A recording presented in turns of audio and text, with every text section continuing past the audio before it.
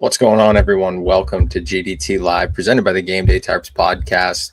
Friday, the weekend is almost here, Colton. A nice episode today. We're going to have Reed Duthie joining us from the Brantford Bulldogs, the play-by-play commentator there, and then Anthony DeMarco from Daily Faceoff later on. But first, something rolling around. Happy Gilmore 2. That's something that I've always kind of grown up watching, the Happy Gilmore, the Adam Sandler movies. The second release is today. Are you going to be watching that? Because I know I'm going to tune into that later on. Yeah, I'll definitely try to catch it. I mean that's an iconic movie right from the get-go. So I mean, look at the cast for this one. I just did like a quick deep dive into it. You got Ethan Kutkoski, that was like Carl from Shameless. Bad Bunny's in it. Eminem's in it. Travis Kelce's in it. John Daly is in it. Colin Caddy Problems Morikawa is in it. Keegan Bradley, Jack Nicklaus, and Mr. Green Jacket himself, Rory McIlroy, all in the cast of this movie. I think it's going to be great. Great stuff from Adam Sandler and the guys over there. Another great movie coming up. Definitely a great way to spend your weekend. but it's a good movie. I mean, you got nothing else going on. Baseball's on. There's really nothing else going on though in the world of sports right now, unless you want to watch unless you're a basketball fan and you watch the WNBA summer stuff, then there you go. But I mean, golf's on. There's not a lot going on right now. So Happy Gilmore 2 fills that hole, and James Higgins, of course, went to the premiere as well. So that was pretty cool to see the Boston Bruins media feed kind of plug him a bit. But yeah. Yeah, there's also what is it? UFC Abu Dhabi this weekend on Saturday. I don't know, for all of you UFC fans out there, there's a early card since it's overseas. Robert Whittaker and Rainer de Ritter, the headline for that one. Really not a big card, nothing crazy there. So obviously you just had Holloway. Was it Poirier? Holloway Poirier 3? I think it was. I think so. Yeah, I literally made the graphics for it, but I can't remember. Anyways, yeah. Reed Duthie is joining us later on, Colton, from the Brantford Bulldogs. We just had Spencer Hyman on the other day from the Brantford Bulldogs. Yeah. What can you expect? What are we going to chat about today with Reed? Oh, I mean, he's been in the broadcast business for 15 plus years, so we'll chat with him about what it was like in Hamilton with the Bulldogs there. Talk about some Mason McTavish stuff, of course, because he was a Bulldog and played a big role for that franchise. So I think that will be a pretty big subject for us today. Talk about just what the move to Brantford has been like, going from Hamilton to Brantford, kind of just the different dynamic of cities and having to call in a new arena, all that type of stuff. I'm not too familiar with the Ontario landscape. I don't know if Brantford is like 5 minutes away from Hamilton or like an hour away. I have no idea. It's here, let me pull it up on my map. I did just live there for the in the GTA for the last 2 years, but I couldn't really tell you what's west of Mississauga or what's east of Scarborough. Yeah, Reed's been around for a while, though. I mean, he's a guy that we're going to talk to him about it. He threw his hat in to the Boston Bruins play-by-play commentator position as well. I think it was last summer he did that. So, I mean, he's got a great voice. He's great with the Bulldogs. He's been there for quite a few years. So I think that, I think Reed's got what it takes to kind of level himself up and get to that next level. But it'll be fun to chat with him once we get him on here. Okay, it says it's a 47-minute drive. That's obviously GTA traffic, Toronto traffic. What does it say? 69 kilometers. So you're looking at about an hour, maybe 45 minutes to an hour. Yeah, it's not bad. I also did. Yeah, you touched on the Boston stuff. I did realize that Reed, he's a huge Boston guy. So we'll have to ask him about that. Big Boston. Yeah, for sure. Guy. For sure. One thing I wanted to touch on, just while we're trying to kill some time here, Daily Faceoff had an article go up today, talking about how. So they talked about it on DFO Live yesterday with Matt Larkin and Tyler Yaremchuk, and just chatted about how, Erik Karlsson is such a high-profile name right now, where he could go, and an article went out today that talks about how he could be a fit for Ottawa again, and if that's a possibility that you see him come back to the Senators. Matt Larkin said that he thinks Ottawa is another really good fit. They're playing Nick Jensen up in the lineup with the second pair with Thomas Chabot, but ideally Jensen could be a luxury third pair defenseman. So you have Jordan Spence coming in now, and you do have to figure that out. But in terms of just mobility and leadership and, a reasonable price on retained money, Karlsson coming home, he says, would make a lot of sense. Karlsson's wife is from Ottawa. So the reunion kind of would have some family ties as well into it. But I mean, you're talking about a high profile defenseman who just had 100 and plus points 2 seasons ago now. So I think him going to Ottawa would be neat. I know everybody says out. I know everybody kind of like yaps and says Carolina. So you got to retain money on him, and I think that that's the biggest problem. Is the money that he makes would just have to be retained like significantly for a team to kind of take a chance on him to bring him back into the fold. But what do you make of Karlsson maybe going back to Ottawa? See, that's the thing. I don't know. Karlsson in Ottawa, when I think of Erik Karlsson in Ottawa, I think of number 65 flying down the ice, the smooth skater. Obviously, he hasn't lost that touch, but after that Achilles injury coming back, like he obviously, like you said, had that 100-point season, but I just don't know if he would be that top end guy. You said they're playing Nick Jensen along with Thomas Chabot on the top pair. And I don't know if Erik Karlsson's a top pair D-man on a team that's trying to make that next jump. I know he could probably be there for the younger guys like Spence, a younger right-hand shot defenseman. But I don't know. I guess it's all in the eyes of the beholder, I guess, how you look at Erik Karlsson. Which I'm saying, I'm not saying he's not a bad or not a good player. He's tremendous player. I just don't know if he fits the mold of the way that team is going currently. Yeah, and I think that's a fair way to kind of assess it too. Another article that went out on Daily Faceoff today as well was the Montreal Canadiens prospect pool breakdown from our friend Stephen Ellis. So, Dayton, you would like that. Obviously, you know who number 1 is, and that's Ivan Demidov. Number 2, Jacob Fowler.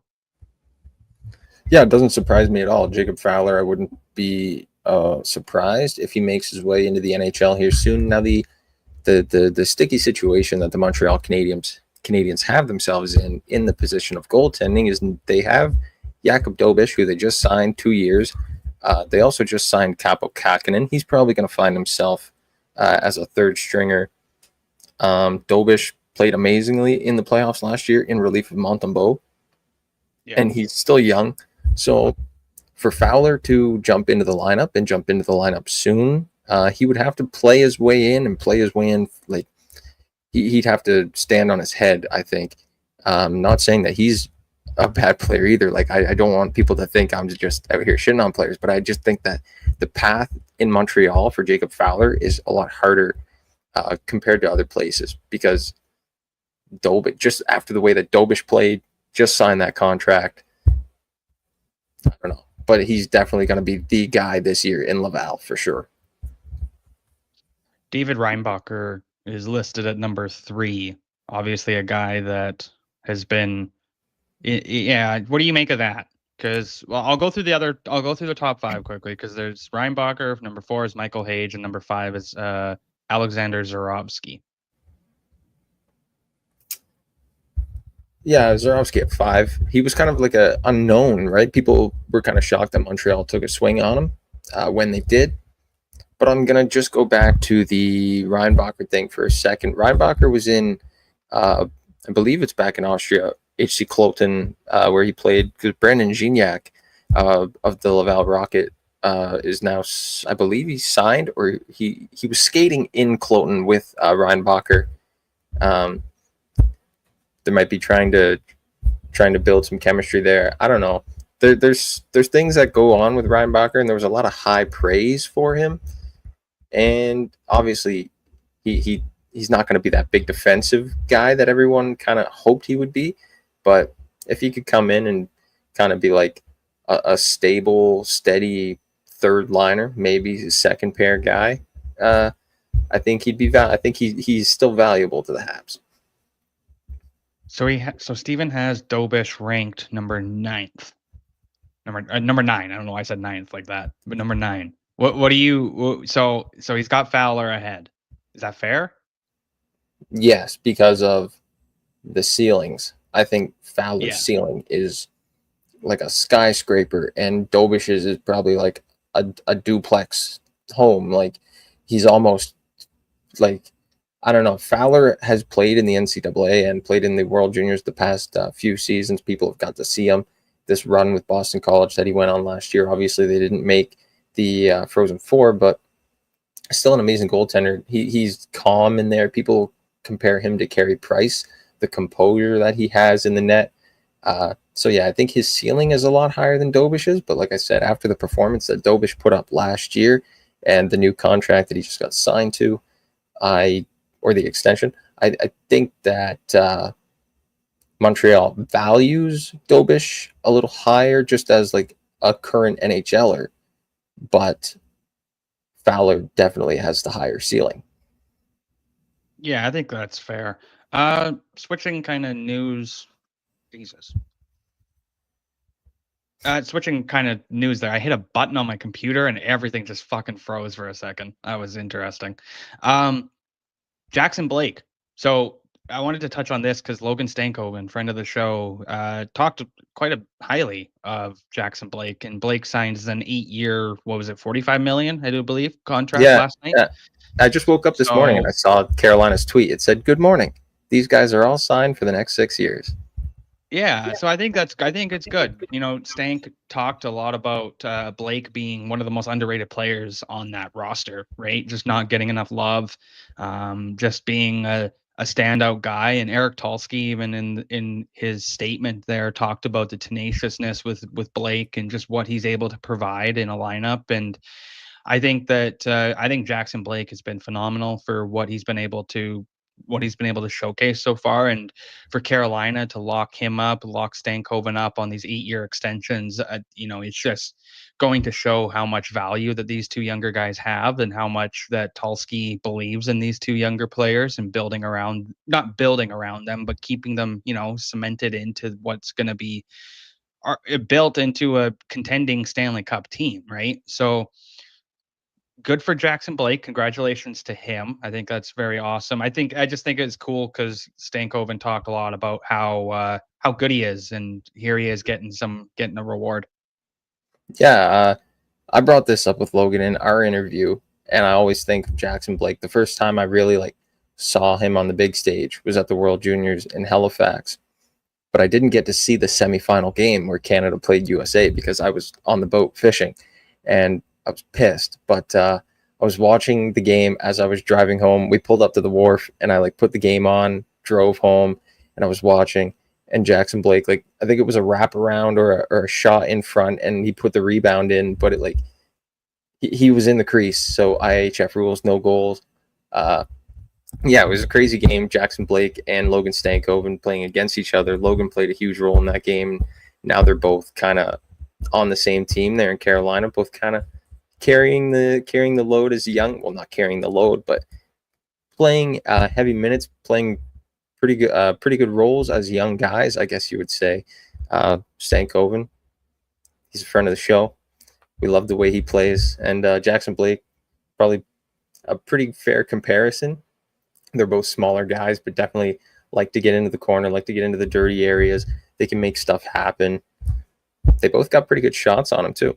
So they're definitely good young players, and Carolina's got a good young core for the next 6 years. For the next 6 years, for sure. I think what Tulsky is building in Carolina is something that's going to be I think a lot of teams are trying to model what Florida's built and what Tampa Bay has built. Those teams have kind of been the model of what championship success is. Even Vegas, obviously, of course, too, talking with Jesse Granger yesterday from The Athletic. Vegas is, of course, a team that you can look at, and every year they've had success so far, right? So you're talking about trading your first round picks, trading your high end prospects. I think that that's something that Carolina is not really afraid to do, and other teams are going to kind of take more of a swing on. My question to you, I guess, well, we still kill some time here. I do believe Reed is not going to make the show today. I do believe we got some times mixed up with him. So just trying to figure that out. Anthony DeMarco from Daily Faceoff is going to join us here in about 15 minutes, though. We're going to go around the league, talk about some league news. But my question for you, Dayton, is who do you kind of see as a breakout rookie this year? Like, I know Demidov is a guy that I think takes the cake, will probably win the Calder Trophy, just given the performance that he's going to be able to do. And, you know, Marco D'Amico was on, and we talked about having, you know, Montreal having the back-to-back Calder Trophy winners with Hudson and then Demidov. And I feel like it's Demidov's to lose, right? That's the proper saying, I think. You know, the other player that I saw though this morning was a bunch of St. Louis fans talking about Jimmy Snuggerud in the breakout season he could have this year. Yeah. Hold on here. To be honest, I'm not too sure like what other rookie coming in this year. Not just coming in this year, but like any player that would be labeled as a rookie this season. I don't know if any of them have the hype around them that Ivan Demidov is. Now, call me a Habs homer, call me whatever you want, but I just think Demidov is probably the front runner. I don't know. There's a lot of guys that got drafted this year, but a lot of them will probably not see NHL minutes. I don't know about how you guys think about that one, but that's just my my thought about that. Probably like very few of them will actually see NHL ice this year. I wrote on here. I'll plug. Right. Hold on. Riley just said in the chat he votes Alexander Nikishin. Yeah, that's a good call, to be honest. Not bad. I like that. That's good.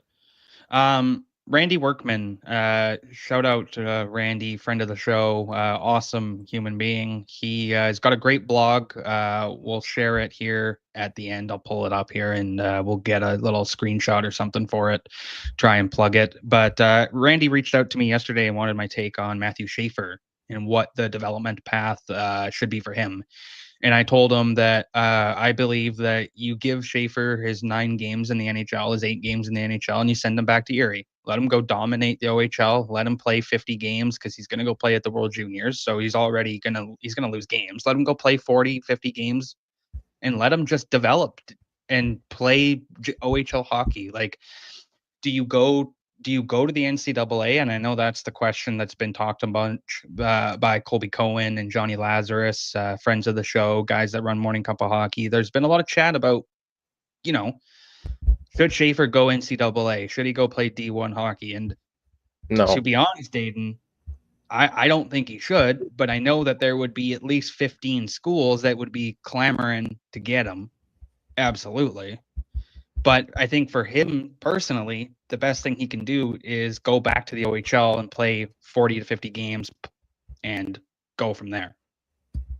Yeah, the biggest thing is the OHL, like going back to the OHL, like we talked about a few days ago when Scott Wheeler posted that thing. He had the interview with Alan Millar of Hockey Canada, and they said that they're going to do the elongated training camps for the World Junior selections. So they're not going, or selection camps, I should say. So they're not going to be going with the 3-day, 2 games against U Sports and then an inter squad game. They're going to be taking these kids late November from their teams, and it's going to be a little bit longer for the CHL teams to go without their top end players. But to go along with what you're saying, I also don't think Matthew Schaefer is a good fit for the NCAA. Maybe I shouldn't say that. I think Matthew Schaefer will benefit more from playing in the OHL because after this full season, he obviously didn't get a full season of play. So I think just going back to the OHL and playing your 19-year-old season will kind of benefit Schaefer, and you know, he'll put up a decent amount of points this year as well. Not saying he wouldn't put up a decent amount of points in the NCAA, but he's going to be playing against bigger, stronger guys. That's been the whole thing. It's been the whole reason that people are going for the better development. And I think Schaefer, especially coming off that shoulder injury, just try and play your game and stick to the game in the OHL and dominate. Yeah, and I think that's fair. I think for a lot of those guys, like Michael Misa, I can see Misa getting some ice time in the NHL, playing with San Jose. I mean, San Jose's got nothing to lose. They may as well just play the kids while they can. Misa's got nothing to prove though in the OHL either. So him going back, it's just like that's a case of like, what are we doing here? Just let him play in the NHL, or we'll see what happens. But yeah, I mean, in terms of breakout stars, though, one player actually I was thinking about was and how he'll do in this change of scenery, but Zach Bolduc. How is he going to do in Montreal, back home in Quebec, and playing for the Habs? Because you got a guy that had 19 goals last year, was great with the Blues, honestly. I think Bolduc is kind of one of those guys that could be a potential breakout candidate for this year in terms of just a young player. Well, first off, I thought you were going to say Ike Howard, but and I know Riley's listening backstage. I know he's definitely going to be like, oh, he was definitely going to say Ike Howard, but no, Zach Bolduc is definitely the way I think of it. Montreal's PP2 just got a whole lot stronger, right? Because we were thinking we're talking about with Anthony DeMarco, or no, Marco D'Amico. I do that too. You did the exact same thing. We were talking about with Marco D'Amico about the Habs power play, and I said you're either going to put Dobson or Hudson on PP1, and you're going to interchange them. You can't There's no reason to have them both on the same power play because you're going to have Caulfield, Laine, Suzuki, probably Slav, and a defenseman, which is either going to be Hudson or Dobson. And then you take say it's Hudson. So then you put Dobson on PP2 with guys like Jake Evans, and then you put Zach Bolduc in the bumper spot. And I've seen him in the bumper spot in St. Louis, and he's got that kind of quick release. He can get it off, and I think he'll actually fit in very well. He's in his home province too, so the fans are going to love him.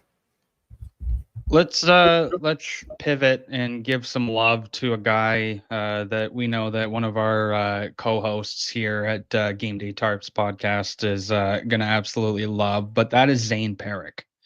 What do we feel? How do you feel that Parekh is going to do this year? How do you think Calgary deploys him? I think he'll actually fare pretty well. He's a confident guy, right? He's a confident young kid, so stepping up into the NHL for him shouldn't be too big of a problem mentally and physically. He's one heck of a player. I just think he could add a few pounds in the off season to get himself ready for the corners and those the big wingers coming down at you, like a Tom Wilson in the corner type of deal. But yeah, I think Parech's going to be just fine in Calgary next year. And speaking of Parekh, I saw him on was he on Spittin' Chicklets or Empty Netters? I'm not sure which one it was. Empty Netters talking about the World Juniors and why he was cut because he had that the blade was like the edge was gone. He was falling. He was like, honestly, I'm not even surprised I got cut. Oh yeah, 100%. I saw that clip too. That was hilarious. Shout out Dan and Chris Powers over at the Empty Netters. We might potentially have something cooking up with them here. So that'll be fun for you guys. No, I think Parekh is a guy. Am I saying it right? Parekh? I say Parekh, but Parekh. Yeah. Don't know. I'll just say Parekh, whatever. I think with Parekh, he's a guy that is, and I'll say this on air, I think he could have a Hudson type season. 50 to 60 points this year. If Calgary deploys him in the way that I would like him to be deployed, that's just letting him run loose. Let him do what he's done best. He had, 98 points, 96 points, and 107 last year? Holy shit. What are you going to do with a defenseman like that? Just let him do what he is good to do, right? Don't break what works. I guess, yeah. If it's not broke, don't fix it. But I guess it's just the fact we'll have to wait and see how he reacts to the speed of the game and like the heaviness. He The had one goal in his NHL. first game. Yeah, he had Like, a goal in his first game, but did you see it? It was kind of like a tip, wasn't it? It was like yeah, a redirect or something. I'm just high on this kid. I think he's going to be good. Yeah, well, shout out Dakota Parr of the Game Day Tarps podcast. He's a big Flames fan. Definitely love to hear that.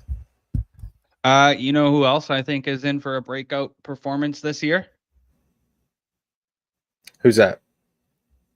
Friend of the program, Logan Stankoven. I'm thinking we're going to see 70 to 80 points out of him this year. I think that's fair. That's fair. Probably 70, 75 wouldn't actually be too off. No, I think we could see 40, 50 type assists and then maybe high 20s and goals. Yeah, for sure. A kid who's proved it at every level, continues to prove it. I think he's due for a big season this year. Definitely. Stankoven, great friend of the show. He's always happy to come on, and we love the way he plays, like I said. So I think Stankoven is going to be a pretty good player down the road for Carolina. Yeah, I think 70 is a fair number to put on him. I think 70 is actually very fair for this year. So we'll see how close we get at the end of the year. I think a video that you and I can do is we can try to nail down some point predictions and just see how we kind of do at the end of the year. See what gets close, what happens. Last one, while we just kind of wait here for Anthony a couple more minutes till he pops in. Yaroslav Askarov. Now, we talked to Max Miller. We had a good chat with him from the Hockey News and the San Jose Digest. And we talked a bit about Askarov and what he can do. And everybody knows he's an elite goaltender, but now that you're in San Jose, is this the year that the 23-year-old can kind of go back to what, the goaltender that Nashville drafted, the goaltender that everybody was so high on? Can Askarov be that goaltender this year? And I think that's a fair question. I saw it on NHL.com. I've seen it asked around in the San Jose subreddits. So I'm interested to see how he does this year because there's not much in terms of there's not much in terms of expectation for him, right?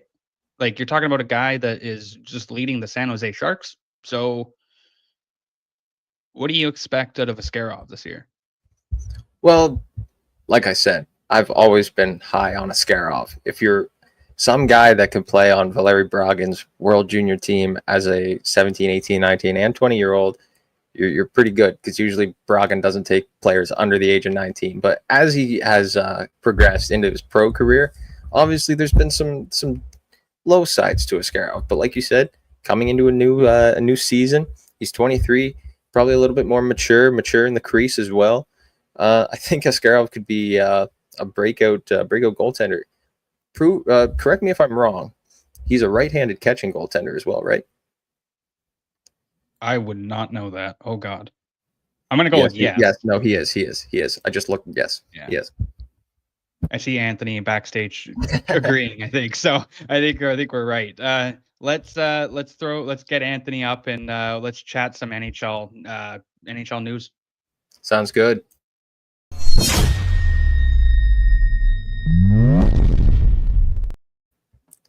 Anthony, how's it going today?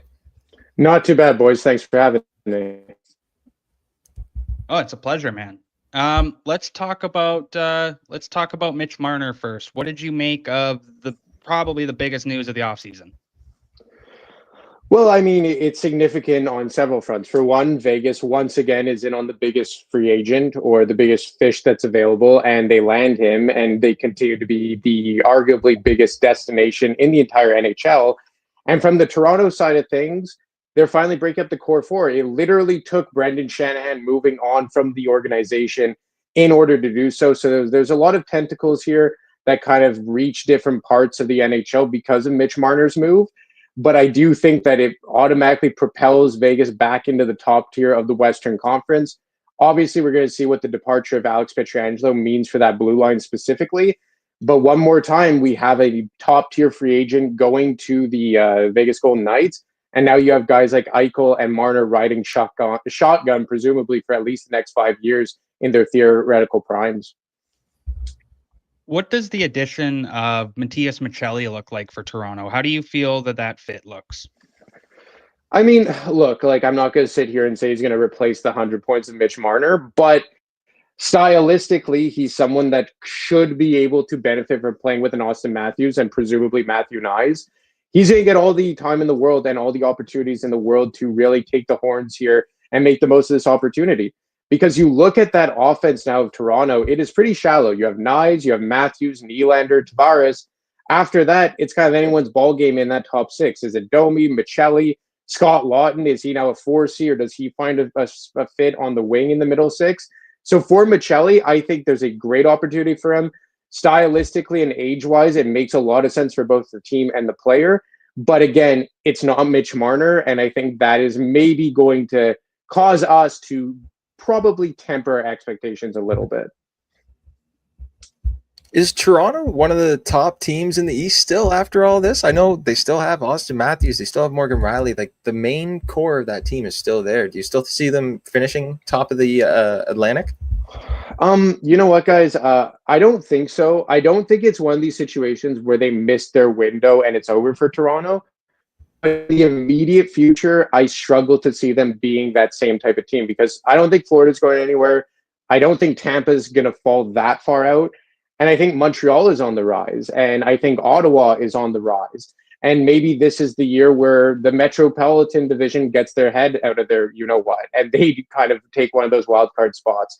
So I think Toronto's going to make the playoffs, but you look at their overall depth up front, that took a hit. And then you look at that blue line, where I really liked what Brad Treliving did over the last 12 months, whether that be Ekman Larson or Chris Tanev or Brandon Carlo.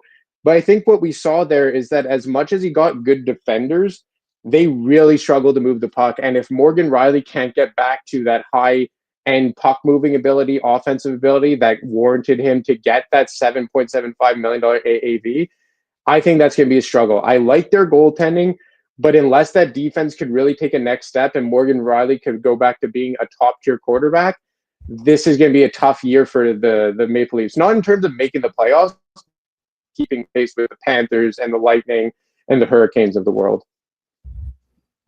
What do you make of Trevor Zegras going to Philly, reuniting with Jamie Drysdale? How does that look for Philly, and how does Zegras gonna fit under John Tortorella?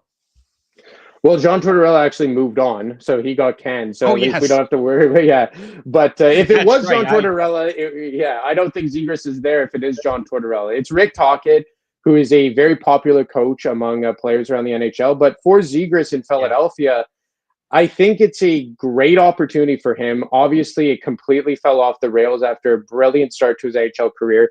Did not jive with former head coach Greg Cronin, was not in the best graces of general manager Pat Verbeek. And he really wanted to play down the middle. And with Mason McTavish and Leo Carlsson being the prominent pivots in Anaheim, that was never going to be an option. And Anaheim did not believe that he was a centerman. So Philadelphia gets him for a very normal price, or a very digestible price, I should say. Ryan Poehling, a second-round pick, and I believe a fifth. And they basically get a free look at a guy who has a crazy high offensive ceiling. Now, maybe in 12 months, Zegras is just a middle six winger who can't play down the middle for whatever the reason, defensive awareness, compete, what have you. I don't think what they gave up is that monumental to say, like, man, Danny Briere really chunked this. It's a free look at a guy who has the highest potential offensive ceiling that the Flyers have possessed in their system, and as far as centers goes, probably since the early days of Claude Giroux. And that's not to say that Zegras has a crazy offensive ceiling. It's just to say that the Flyers have not had greatly creative offensive players at center ice for quite some time here. I think you should get a look with Matvei Michkov. I think the Flyers are now kind of taking that next step to try and exit the rebuild out of the subtraction era, as Briere did mention in his media availability to end this season. It's a high risk, it's a high reward move with very little risk. So even if it falls not in the best way, I still think it's a good move for Philadelphia. So, Anthony, the Flyers, since we're touching on them, in the crease, they've got guys like Samuel Ersson, Ivan Fedotov, Dan Vladar. Where do you think they should go from here? Do they have the right guys in net, or should they make a change? Well, look, I mean, we're not even going to touch on the Carter Hart stuff because his guilty verdict yesterday certainly opens up a can of worms. But let's not even bring that into the equation right now. They signed Dan Vladar as a free agent to a 2-year contract. He's a career backup, whether that be with the Boston Bruins or the Calgary Flames.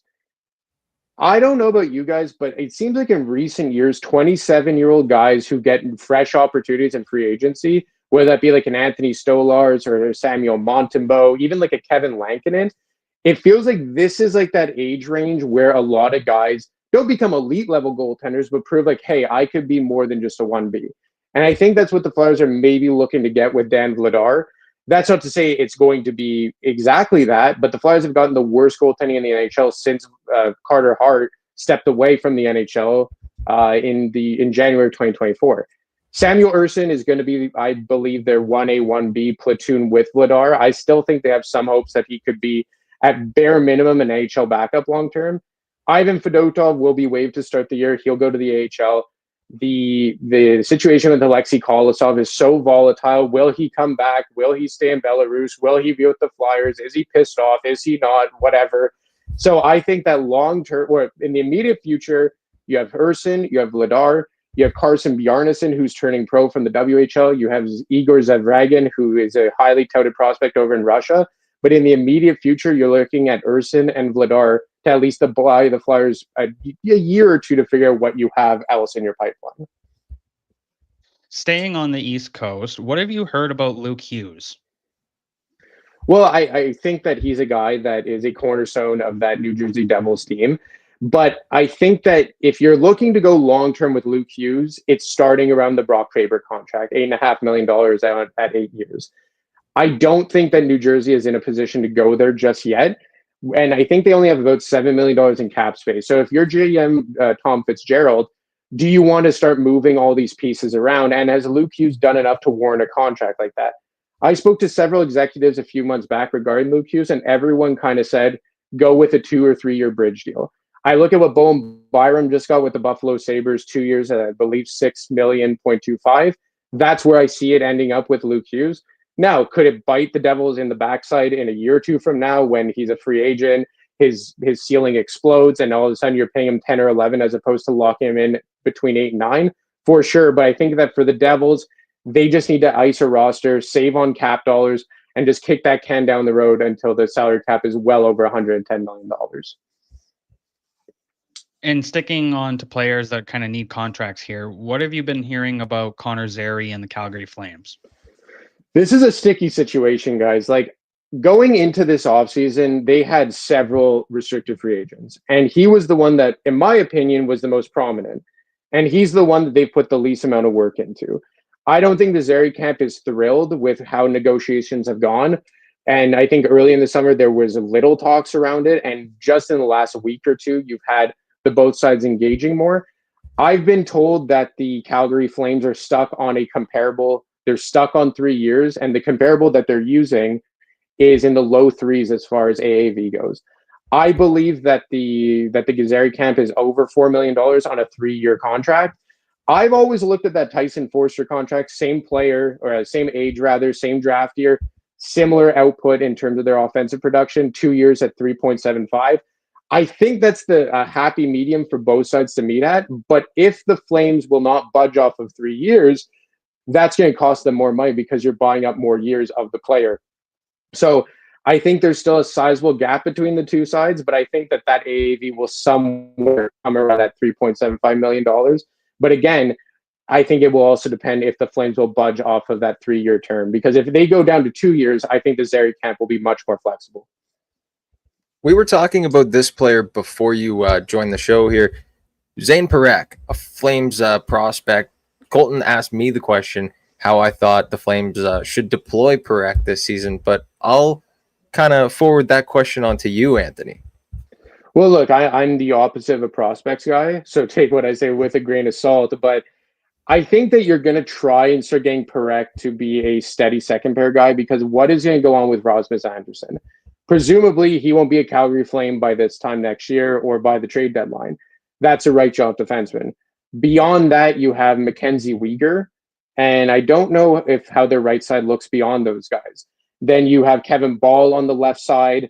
So I would be trying to position Zaid Perek as like that second pair power play quarterback, because Mackenzie Weegar presumably will be that number one defenseman until a guy like Ball or Perek is able to take the reins. But that's how I would be kind of trying to groom him in. Look, he's not Rasmus Anderson, but I think you should be trying to get him ready to take on that role that Anderson's playing as far as where he is in the lineup. Speaking of Calgary and sticking into Alberta, what did you make of the Ike Howard deal, and was that the best offer that was on the table? I mean, look, it's hard to say if it was the best offer on the table, because you also have to factor in where Howard was willing to sign. From the Edmonton Oilers point of view, I think you're kind of doing some damage control from losing Ryan McLeod or was it Ryan McLeod? Whichever McLeod went to the Buffalo Sabres, and Dylan Holloway. Yeah, Ryan. Ryan McLeod. So they really chunked it as far as their depth scoring last offseason. You move on from these two younger guys who got decently high contracts. You tried to go bargain shopping with Jeff Skinner and Victor Arvidsson, and it blew up in your face. And even in the Cup final, I think one of the main issues that the Oilers were facing, especially after Zach Hyman went down with injury and Kane had to be elevated, was that they had no depth scoring. And now you're bringing Howard, who can not only be a depth scorer, hopefully in the immediate future, but long-term as well. From the Tampa Bay Lightning, you just try and fix something that is an unfortunate problem that the Flyers ran into with Cutter Gauthier and the Jets ran into with McGroarty.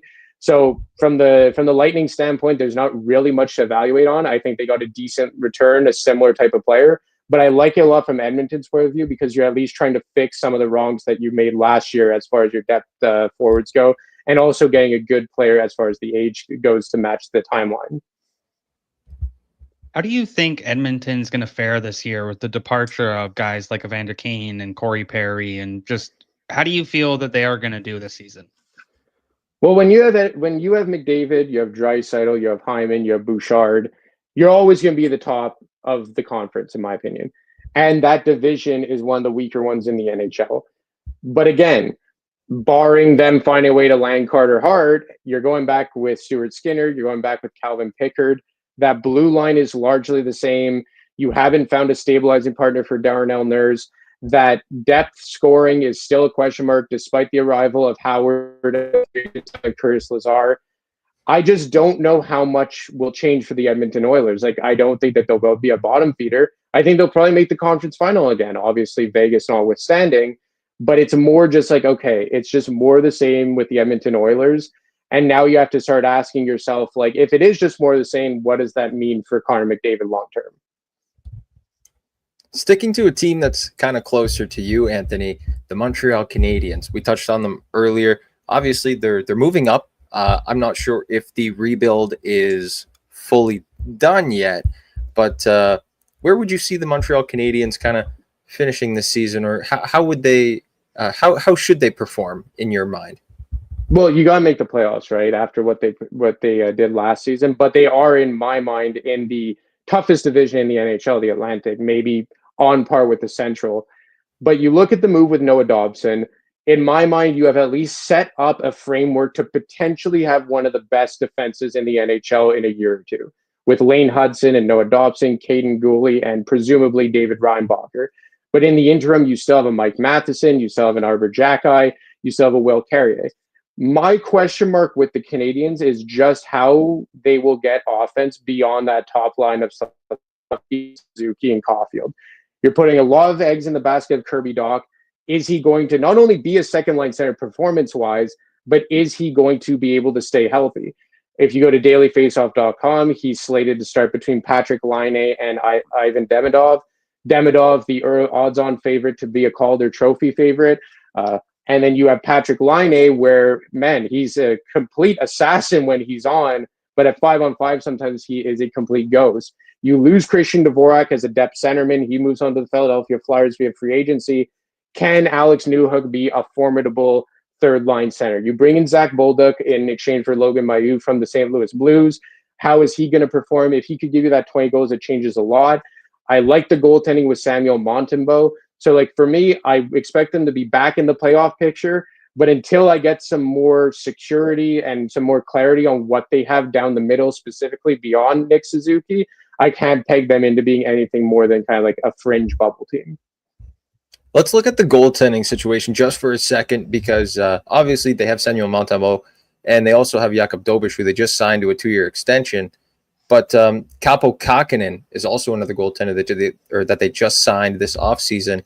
We were talking with Marco D'Amico about the Habs, and he said that move could maybe just be to get Dobeš a little bit more competition at camp. And I want to know how you see that, because I don't see Kähkönen kind of jumping Dobeš in the ranks, if you know what I mean. Yeah, I would agree with that. Like, how many teams go through the entire season without using at least 3 goalies? You know, the Canadians held on to 3 goalies for much of last season. The Flyers did it. The Sabres did it. The Red Wings did it. Now, these are all fringe teams or worse, but you get my point. So I think Kähkönen kind of gives them some more security in the AHL. And it's good to have a veteran guy in that role that can come up in a pinch. Like, sometimes when it is a younger guy, if it is like a Cayden Primeau, that kind of volatility as to where you're playing, are you a starter, are you a backup, what's your long-term role, it could affect the psyche, especially for a goaltender. But when you have a guy who kind of knows what he is, like Kähkönen has clearly carved out in terms of his long-term AHL career, I think it's just a bit of like security. It could give you kind of a kick in the ass if you are Dobeš. We know Montembeault's the starter, and Dobeš did enough to warrant a 2-year contract and at least start as the backup, but you don't want him to get too comfortable. So if you're coming into this season with no insurance policy whatsoever, it could cause some complacency. So yeah, I would agree with you that it's nothing more than just a security blanket. And most teams in the NHL use at least 3 goalies throughout the course of a year. Yeah, and like you said, a couple of years ago, they were running the Allen, Montembeault, and Primeau, like almost the trio all season long. Yeah. And Habs fans and the Montreal Canadiens and themselves, I think the last thing that they want, again, is to be running 3 goalies all season long. Yeah, and now you have a guy like Samuel Montembeault, who has at least carved out his role as a starter in the immediate future for the Canadiens. In my mind, presumably a lock to be on Team Canada as far as the goaltending goes. He was part of the team that won with the 4 Nations. And at least for the time being, you don't have to worry about that. And you don't have to worry who's going to be the starter. Will it be Cayden Primeau? Will he finally break through? What could Allen mean? What do we have in Montembeault? Now they at least have some clarity as far as their starter goes. So now they can move on from that, and they just have to worry about the depth in the crease, which for my money is always way less taxing than trying to figure out who's going to be starting the lion's share of your games. Definitely. Yeah. One last one from me here. Actually, I got 2 more, but Mason McTavish and the Vancouver Canucks. There's been a lot of kind of rumors on X that you can kind of look at. All the Canucks Twitter people are talking about it. Is there anything, any fire there, anything to do with that? Like, personally speaking, I haven't heard a lot of it. Like, I've had people who follow the Flyers ask me about it. People who follow the Canadians ask me about it. Any team looking for a centerman, i.e. 2/3 of the NHL, is like, oh, what's going on with Mason McTavish? After moving on from Trevor Zegras, I just can't imagine that Pat Verbeek is itching to move off of Mason McTavish. It's just, it wouldn't make not a whole lot of sense, especially you bring in Joel Quenneville, you bring in Chris Kreider. Like, they're looking to take that next step. And I don't think that they're looking to subtract arguably their most offensive player at this juncture. Yes, Queen, but how far away is he from being an impact player in the NHL? So I just look at it from an organizational point of the Anaheim Ducks, and I just can't imagine that Pat Verbeek is looking to entertain moving off of Mason McTavish, who, for a lot of people's money, will be a first-line center. And, you know, you have McTavish, you have Cutter Gauthier, you have Leo Carlson, you have Troy Terry. Things are starting to come together for the Ducks. That would completely just throw everything off course, in my opinion, especially with Joel Quenneville coming in. Yeah, absolutely. Hey, Anthony, one last one for me. Who, in your opinion, who did the best so far this offseason? I know it's early. We haven't even gotten into the regular season, but from a paper standpoint, who do you feel has had the best offseason? Well, I mean, it's weird. That's an interesting question. I mean, I like what that's a good one. Like, I mean, you have to like what the Florida Panthers did, just keeping the band back together. Like, I know maybe it's a bit of a lazy answer, but hey, they did a really good job. And I actually really liked what the Flyers did, to be honest. And maybe I'm missing some teams, but just ones off the top of my head. I I like what Danny Briere did because he improved the team tangibly. You bring in goaltending help, you bring Christian Dvorak, you bring in Trevor Zegras, and you didn't sacrifice the future at all. And you're basically telling your team, like, look, we want to take that next step, but we're not quite there yet to start trading first-round picks and prospects. I like Vegas going out and landing Mitch Marner. The only thing with Vegas is, like, how is that the impact of the departure of Pietrangelo going to affect that team too? So off the top of my head, I do like Philadelphia trying to take that next step, and Florida just once again being able to keep that band back together.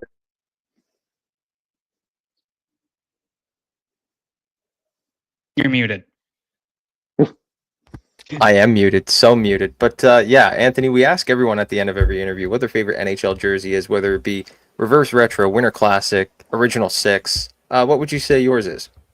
Anaheim Ducks, the white and green one from the Paul Kariya years. That's very easy for me. I love it. Even the purple one's great, but the Paul Kariya white ones, those ones are just absolutely classic for me. I have some other ones that I like as well, but those ones slam dunk are the undisputed champions. Definitely, that's a fair answer for sure. Thanks a lot, guys. Yeah, thanks, one, Anthony. Take care.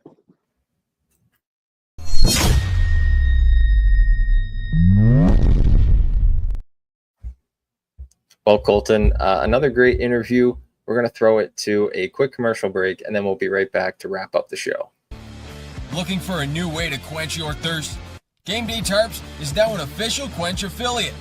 Head on over to quench.ca/GameDayTarps podcast and use our code GameDayTarps podcast, all caps, all one word, for 15% off your total order.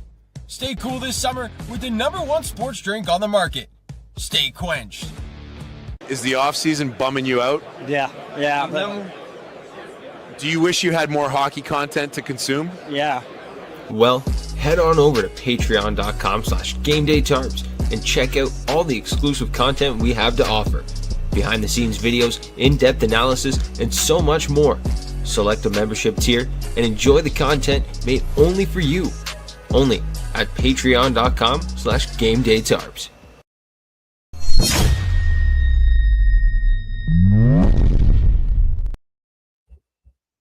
Well, Colton, I mentioned yesterday at the end of the show to the guys that were here, GDT, Game Day Tarps, getting a new look. It's coming Monday. I told you I'd give everybody a sneak peek. All you're getting is this. That's the new logo. Got a little bit of the new colors in there. It's a Game Day Tarps rebrand. It's coming on Monday. Stay tuned. And Colton, you got anything coming for the weekend?